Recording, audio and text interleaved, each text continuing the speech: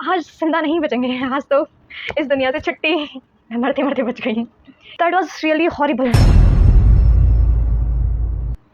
Radhe Radhe everyone, this is Renuka again.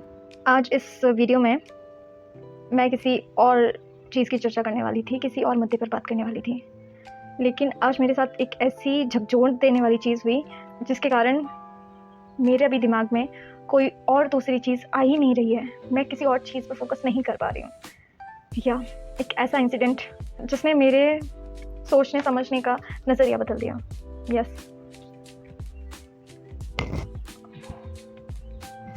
थोड़ा मुश्किल हो रहा है मेरे लिए उस इंसिडेंट को याद करना। याद तो तब करूँगी जब भूल लूँगी उसको, वो मेरे दिमाग से जा ही नहीं रहा है और उस चीज़ को याद आते ही मेरे हाथ फिर से काँप रहे हैं।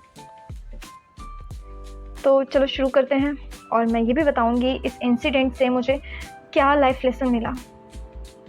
आप भी अपना एक्सपीरियंस ज़रूर शेयर कीजिएगा। So let's start. आज हुआ ऐसा कि मैं मरते मरते बच गई। एक्चुअली मैं मरते मरते बच गई। और हमारे जो हाउस होल्ड में गैस सिलेंडर यूज़ होता है वो फटते फटते बच गया। यस, हुआ ऐसा था कि मेरा भाई सिलेंडर चेंज कर रहा था, गैस सिलेंडर ख़त्म हो गया था, तो मॉम ने बोला कि चेंज कर दो। तो मेरे कुछ इशू की वजह से मैं नहीं गई थी, मेरा भाई गया था, वो चेंज करने लगा। चेंज करते करते उसमें एक बहुत हाई प्रेशर पे, मतलब फुल प्रेशर से उसमें गैस निकलने लगी और दैट वाज अनकंट्रोलेबल। वो मतलब उस टाइम वो सिचुएशन इतनी पैनिकेबल हो गई थी, बहुत ज़्यादा, मतलब बहुत ज़्यादा ही, I can't explain in words. उस टाइम तो ऐसा लगा, बस डर था कि कहीं स्पार्क ना हो जाए, गलती से भी कोई आग ना चल जाए, गलती से भी कोई स्पार्क ना हो जाए, कुछ हो ना जाए, मतलब ऐसा डर लगा आज तो गए, आज जिंदा नहीं बचेंगे, आज तो इस दुनिया से छुट्टी।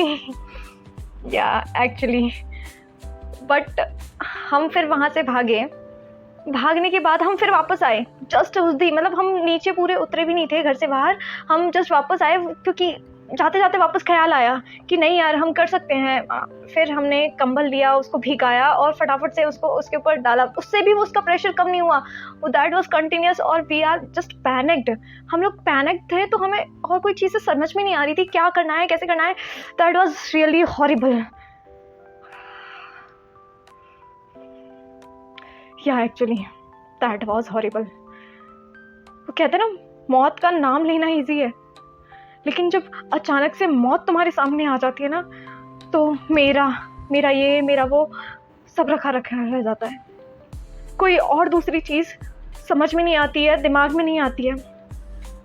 बट उस टाइम में जो हमने एक चीज़ करी, जो मैंने, मम्मा ने, मेरे भाई ने, वो हिम्मत जो दिखाई कि हम वहाँ से भागे थे लेकिन वापस आए, जस्ट बिकॉज कि हमें ठीक करना था, हम ऐसे छोड़ के नहीं जा सकते थे।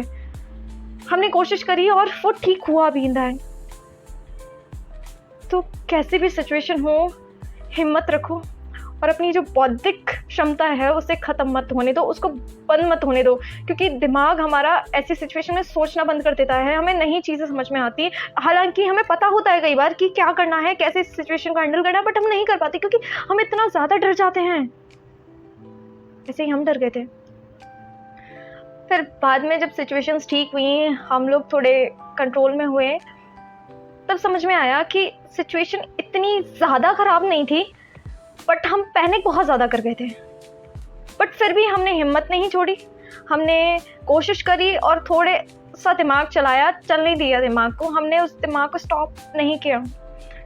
और यही करना चाहिए हमें, कैसे भी सिचुएशन हो, हिम्मत नहीं छोड़नी चाहिए। अपनी जो मेंटल एबिलिटी है, मेंटल क्षमता है, उसे ख़त्म नहीं होने देना चाहिए, क्योंकि उस सिचुएशन को हैंडल ही हम लोग पॉजिटिवली कर सकते हैं। लेकिन दैट वाज